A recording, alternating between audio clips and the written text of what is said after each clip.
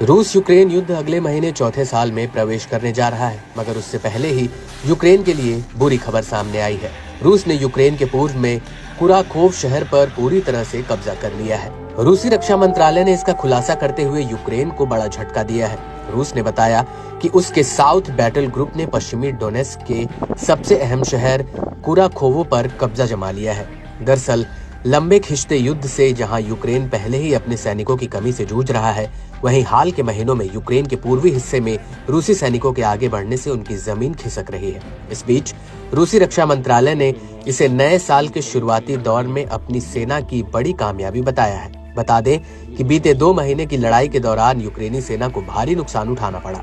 रूसी सेना ने दावा किया है कि इसमें 12,000 से ज्यादा सैनिक मारे गए या घायल हुए हैं। साथ ही 40 टैंकों समेत लगभग 3,000 सैन्य हार्डवेयर तबाह हुए हैं। कुराखोवो के पास यूक्रेन के रोजाना सैन्य नुकसान पर एक नजर दौड़ाएं तो औसतन 150 से 180 लोग मारे गए और घायल हुए हैं। हालांकि यूक्रेनी अधिकारियों ने अभी तक रूस के इस दावे की पुष्टि नहीं की है, जो पोक्रोवस्क से 35 किलोमीटर दूर दक्षिण में है। बता दें कि कुराखोव पोक्रोवस्क से सड़क से जुड़ा हुआ है, जो फ्रंट लाइन के साथ सैनिकों और हथियारों की सप्लाई को ले जाने के लिए बुनियादी ढांचे का हिस्सा है। न्यूज एजेंसी रॉयटर्स की ओर से शेयर फोटो में कुराखोव में एक सैनिक रूसी झंडा थामे हुए दिखाई दे रहा है। हालांकि अब तक इस तस्वीर की पुष्टि नहीं हुई है। कुराखोव पूर्वी सीमा रेखा पर यूक्रेनी सेना के लिए एक महत्वपूर्ण गढ़ माना जाता है।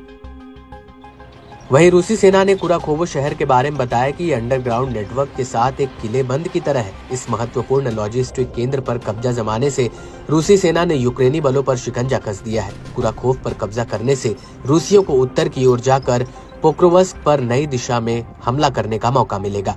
रूसी रक्षा मंत्रालय ने दावा किया कि पोक्रोवस्क से लगभग 8 किलोमीटर दक्षिण में डचेंस्के गांव पर उसके सैनिकों ने कब्जा कर लिया है।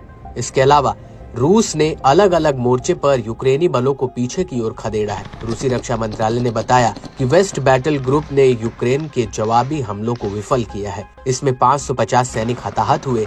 साथ ही अमेरिका और ब्रिटेन के बने हथियारों समेत कई सैन्य उपकरण नष्ट हुए हैं। इसी तरह रूस के सेंट्रल बैटल ग्रुप ने दावा किया कि उसने यूक्रेन के 14 जवाबी हमलों को विफल किया है। साथ ही 535 यूक्रेनी कर्मियों को मार गिराया है। वहीं पश्चिमी रूस के कुर्स्क इलाके में यूक्रेनी सेना के नए हमलों को रोकना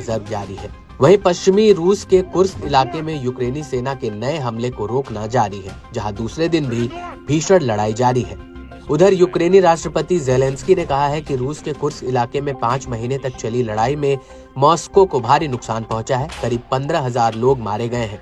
उन्होंने कुराखोव का कोई जिक्र नहीं किया। पिछले 5 महीनों की लड़ाई में यूक्रेन की बड़ी उपलब्धि रूस के कुर्स्क के अंदर के इलाकों पर कब्जा करना और उसे अपने कब्जे में रखना है। बहरहाल अमेरिका के नवनिर्वाचित राष्ट्रपति डोनाल्ड ट्रंप के 2 सप्ताह बाद शपथ लेने के मद्देनजर युद्ध में अनिश्चितता नजर आ रही है। किसी भी संभावित शांति वार्ता से पहले जंगी मैदान में बढ़त बनाने के लिए दोनों देश हाथ पैर मारते दिख रहे हैं।